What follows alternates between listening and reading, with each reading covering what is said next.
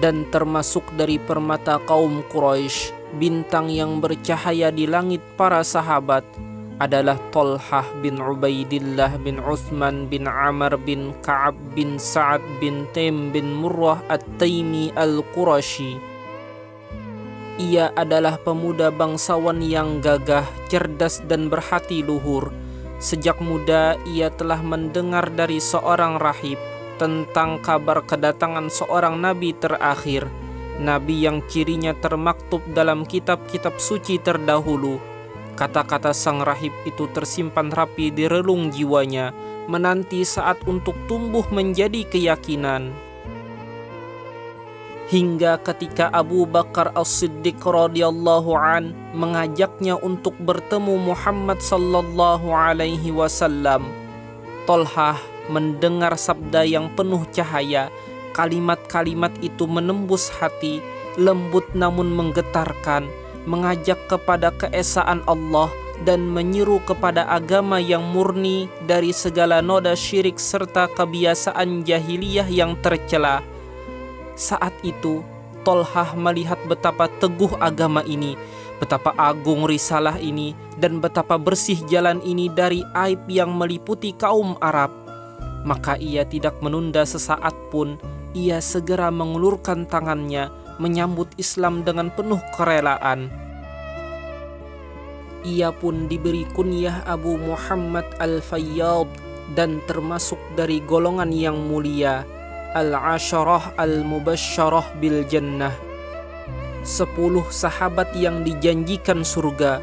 Bahkan ia termasuk 6 orang yang dipilih Umar Al-Faruq radhiyallahu an sebagai Dewan Syura untuk menentukan khalifah setelahnya. Thalhah radhiyallahu an berhijrah di awal mula bersama barisan pertama kaum muslimin. Meskipun ia tidak sempat menghadiri perang Badar, Rasulullah sallallahu alaihi wasallam tetap memberinya bagian dari ghanimah, seolah beliau hadir bersama pasukan. Namun, nama Thalhah radhiyallahu an benar-benar bersinar di perang Uhud. Pada hari itu, ketika pasukan muslimin porak-poranda dan banyak yang lari meninggalkan Rasulullah sallallahu alaihi wasallam, Thalhah radhiyallahu an justru maju menghadang musuh. Tubuhnya menjadi tameng hidup, tangannya tertebas demi melindungi Rasulullah sallallahu alaihi wasallam. Darahnya mengalir demi menjaga keselamatan junjungan alam. Abu Bakar As-Siddiq radhiyallahu an jika mengingat hari itu selalu berkata, "Dzalika yaumun kana kulluhu li Thalhah." Itu adalah hari yang seluruhnya milik Thalhah. Betapa besar pengorbanannya, betapa indah cintanya kepada Nabi sallallahu alaihi wasallam. Tangannya yang cacat karena tertebas pedang di perang Uhud menjadi tanda mulia yang akan dikenang sepanjang zaman. Thalhah radhiyallahu an terus menyertai Rasulullah sallallahu alaihi wasallam dalam peperangan-peperangan berikutnya, tetap berdiri sebagai singa pembela agama hingga pada masa fitnah yang kelam ia terbunuh dalam perang Jamal, syahid dengan usia 64 tahun.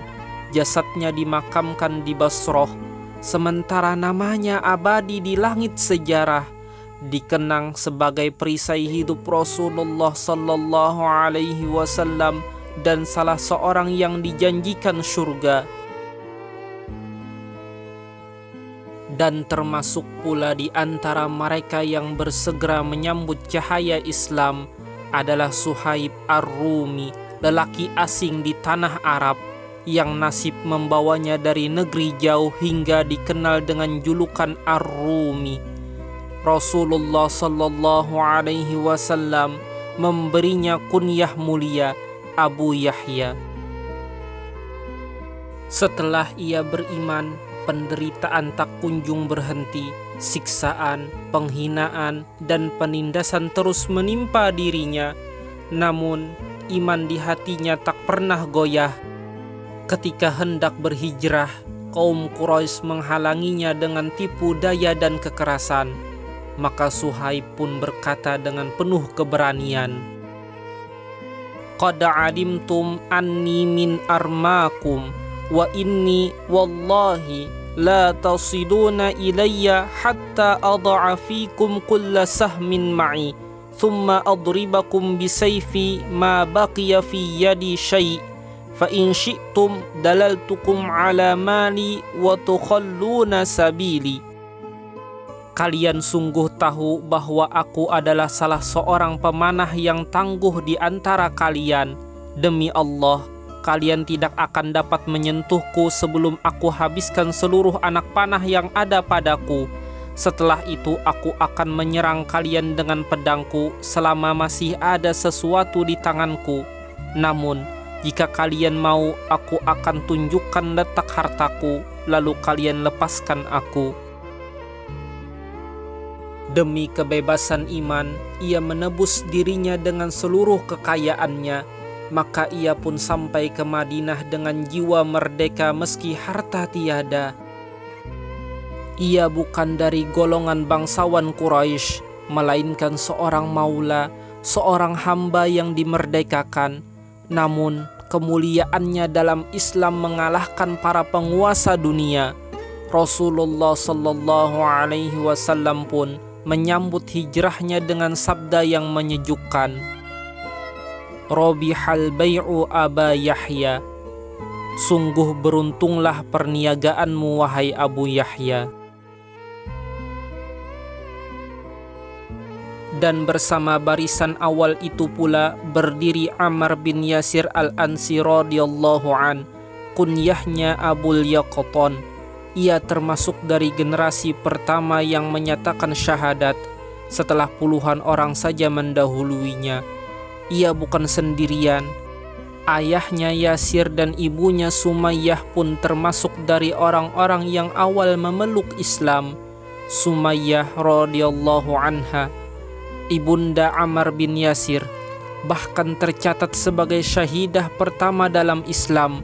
Darahnya menjadi saksi agung atas kezaliman kaum Quraisy. Ammar bin Yasir radhiyallahu an hijrah bersama Rasulullah sallallahu alaihi wasallam menuju Madinah, dan semenjak itu ia tak pernah absen dari perjuangan. Ia hadir di perang Badar, di perang Uhud, di perang Khandaq, dan dalam seluruh medan jihad bersama Nabi sallallahu alaihi wasallam.